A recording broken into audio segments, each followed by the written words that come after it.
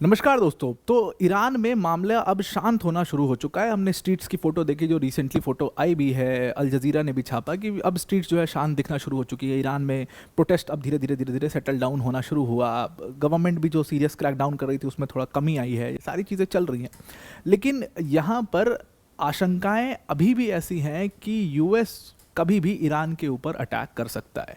कुछ Israeli officials के भी स्टेटमेंट्स हैं, कुछ यूएस ऑफिशियल्स के स्टेटमेंट है, और यूएस की पूरी एक्टिविटी को अगर हम सम टोटल करके देखें तो बहुत सारे एक्सपर्ट्स का मानना है that the war is still on the table. And जिस हिसाब से, जिस तेज़ी से यूएस चीज़ें कर रहा है, मिलिट्री एक्टिविटी कर रहा है, भले प्रोटेस्ट सेटल डाउन हो गया है ईरान में, लेकिन यूएस एक मिलिट्री इंटरवेंशन ईरान के अंदर 100% कर सकता है। That option is still open with US. और डोनाल्ड ट्रंप के स्टेटमेंट्स भी हैं, जिस हिसाब से आज ही उन्होंने, मैंने इसको कवर भी किया कि आज ही उन्होंने रिजीम चेंज का स्टेटमेंट खुलेआम दे दिया कि भाई ईरान में रिजीम चेंज होनी चाहिए।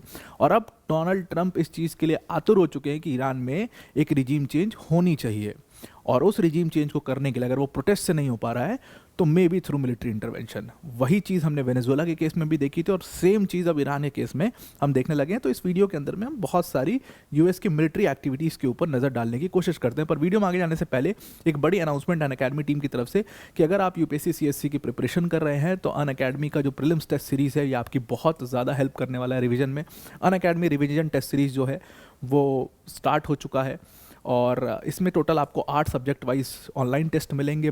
22 टेस्ट होंगे, जिसमें 11 जीएस और 11 सीसैट के टेस्ट होंगे। ओएमआर बेस्ड प्रैक्टिस ये होगी पूरी। और इसमें जो एजुकेटर्स हैं वो उन्होंने खुद एक एक क्वेश्चन यहाँ पर क्यूरेट किए हैं, जो कि आपकी काफ़ी हेल्प करने वाले हैं, और इसीलिए क्वेश्चन जो है एग्जाम लेवल के क्वेश्चन होते हैं। ओएमआर बेस्ड प्रैक्टिस है। हर टेस्ट के बाद आपको डिटेल्ड एनालिसिस भी मिलती है, डिटेल सॉल्यूशन भी मिलता है। इस टेस्ट सीरीज़ का कॉस्ट सिर्फ और सिर्फ 1999 है। लिंक हमने इसका डिस्क्रिप्शन में दे दिया है, इस पर क्लिक करके आप इस बैच को ज्वाइन कर सकते हैं। नाउ डोनाल्ड ट्रंप ने बहुत तेज़ी से मिलिट्री एक्शन ईरान के अगेंस्ट में करने का धमकी जो है वो उसको भी तेज़ कर दिया है, और मिलिट्री की एक्टिविटीज़ अगर आप पूरे वेस्ट एशिया में देखेंगे वो भी काफ़ी ज़्यादा बढ़ चुका है। ईरान के अराउंड यूएस खूब सारी मिलिट्री एक्टिविटीज़, मिलिट्री बिल्डअप अपना करना शुरू कर दिया है। सेम चीज़ हमने वेनेजुएला के केस में देखी थी कि वेनेजुएला के ऊपर एकदम से अटैक नहीं किया यूएस ने। उन्होंने अपनी फ्लीट को पहले मूव किया, जो इटली के पास उनकी फ्लीट थी उसको वो लेकर के आए वेनेजुएला के अराउंड। उसके बाद वहाँ पर B2 बॉम्बर्स का बार बार जो है उसको बार बार सर्कल करना, वहाँ पर सिचुएशन को देखना, अगल बगल से जो उनके एयर बेसेस थे जो डॉर्मेंट हो गए थे उनको दोबारा से शुरू करना।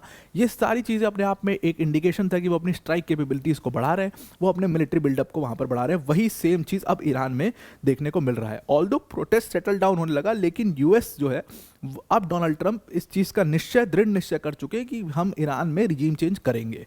ईरान एक सरदर्द रहा है हमेशा से, उसको अब हमने ख़त्म करना है। वो डोनाल्ड ट्रंप के सीधे सीधे स्टेटमेंट से भी और उनकी एक्टिविटी से साफ यहाँ पर वो दिखता हुआ नज़र आ रहा है।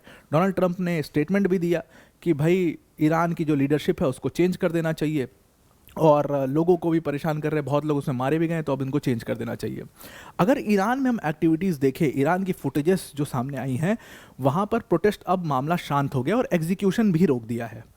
तो खोमेनी ने बड़ी समझदारी ये करी कि सही वक्त पर देखते हुए उन्होंने एग्जीक्यूशंस को रोक दिया और लोगों में ये विश्वास जताया कि भाई आपके साथ कुछ भी नहीं होगा। हालांकि आज एक स्टेटमेंट आया ईरान की तरफ से, ईरान की सरकार से पूछा गया कि चलो प्रोटेस्ट तो अब आपका ख़त्म हो गया है, लेकिन जो लोग जेल में हैं, प्रोटेस्टर्स जेल में हैं, उनके साथ कैसा बर्ताव किया जाएगा, जिसमें ईरान ने फिर से एक प्रॉब्लम क्रिएट कर दी। उन्होंने कह दिया है कि भाई उनको हम जो है कैपिटल पनिशमेंट दे सकते हैं, that is on the table. यहाँ से फिर से प्रॉब्लम्स जो है वो शुरू हो सकती हैं, और इसके ऊपर इसी को बहाना लेकर के यूएस कुछ भी कर सकता है। जो आदमी निकोलस मादुरो को ड्रग कार्टेल का किंग बना करके कोई भी एक्शन ले सकता है, उनके लिए तो बहुत बड़ी बात है। तो ईरान ने यहाँ पर बोल दिया कि भाई यूएस है और इजराइल है, यही लोग अनरेस्ट करवा रहे हैं, हमारे यहाँ सब शांत है, मामला बहुत ठीक हो चुका है, लेकिन यूएस कुछ भी कर सकता है। अब अगर आप यूएस की एक्टिविटीज़ देखो, उन एक्टिविटीज़ को देख करके साफ समझ में आता है कि समथिंग बिगर और बिगर पिक्चर में कुछ इस पूरे एरिया में हो रहा है वेस्ट एशिया के अंदर। यूएस ने क्या किया, वेस्ट एशिया में लगातार यूएस पिछले कुछ समय से, पिछले कुछ दिनों से बहुत सारी एक्टिविटी कर रहा है, और बहुत सारा मिलिट्री बिल्डअप देखने को मिल रहा है, जिसमें सबसे इंपॉर्टेंट जो डेवलपमेंट ये हुआ था, जो भी 1-2 दिन पहले का डेवलपमेंट है, कि यूएस ने अपनी aircraft carrier USS Abraham Lincoln को, जो कि और उसकी स्ट्राइक ग्रुप को, जो कि साउथ चाइना सी में था, उसको मूव करके इंपॉर्टेंटली, और साउथ चाइना सी भी कोई ऐसा वैसा रीजन है, बड़ा इंपॉर्टेंट रीजन उनके लिए, उसको मूव करके इन्होंने कहा कि भाई इसको हम लेकर के यहाँ पर आएंगे और इसको फिर ये इस एरिया में लेकर के आ जाते हैं, वेस्ट एशिया के रीजन में। और यहाँ पर जब ये पहुँचती है, इसके साथ साथ आप 2 और इम्पॉर्टेंट मूवमेंट्स यहाँ पर देखोगे। यूएसएस माइकल मर्फी और यूएसएस प्रोवांस को स्टेट ऑफ मलक्का में प्लेस किया गया। ये पूरी तरीके से एक मिलिट्री बिल्डअप है, अपनी बिल्ड कैपेबिलिटीज़ को, इन दोनों यूएस कैरियर शिप्स को पीछे से सपोर्ट देने के लिए, और अब्राहम लिंकन को आगे यहाँ पर एकदम बिल्कुल फ्लीट बना दिया गया है। और पूरा ये स्ट्राइक ग्रुप बहुत सारी कैपेबिलिटी रखता है। वहीं हमने जॉर्डन में भी एक बहुत बड़ा डेवलपमेंट देखा। यूएस ने क्या किया है कि जॉर्डन में लगभग 12 F-15 जेट्स जो हैं वो जॉर्डन में इस समय प्लेस किए पिछले 24 घंटे के अंदर। और कहा जा रहा है कि आने वाले 24 घंटे में भी बहुत सारे fighter jets they will be en route to this place, और यहाँ पर उनको प्लेस किया जाएगा ताकि स्ट्राइक करने में आसानी रहे। वहीं डिएगो गार्सिया में भी यूएस का मिलिट्री बेस जो है डिएगो गार्सिया, वहाँ पर भी खूब मूवमेंट जो है वो देखा गया है, और वहाँ पर सप्लाईज पहुँच रही हैं, वहाँ पर पर्सनल्स जो हैं उनको बढ़ा दिया गया है। ये सारी चीज़ें बताती हैं कि US is planning something very very big. वहीं दूसरी तरफ अगर इजराइल के ऑफिशियल्स का माने तो इजराइल के ऑफिशियल से बात हुई थी जेरूसलम पोस्ट की, और उन्होंने पूछा कि क्या अटैक वटैक कुछ ऐसा कुछ चल रहा है क्या। तो उन्होंने कहा कि भाई सारे ऑप्शन टेबल पर, और कुछ भी हो सकता है, कभी भी हो सकता है, समथिंग बिगर इज कमिंग, ये इसकी एक आइडिया उन्होंने दे दिया। हालांकि इसकी नॉलेज, जाहिर सी बात है, इतने बड़े प्लान की नॉलेज जो है इतने नॉर्मल ऑफिशियल्स को नहीं होगी, लेकिन जब एक्शन है, जो मिलिट्री बिल्डअप देख रहे हैं, उनको आइडिया लग जाता है कि something is going to happen. Benjamin Netanyahu ने भी साफ कर दिया है कि अभी तक ये हमारा एकदम मतलब है ऑप्शन में, और यूएस स्ट्राइक ईरान के ऊपर कभी भी हो सकती है, ऐसा भी एकदम अंदेशा दे दिया गया है।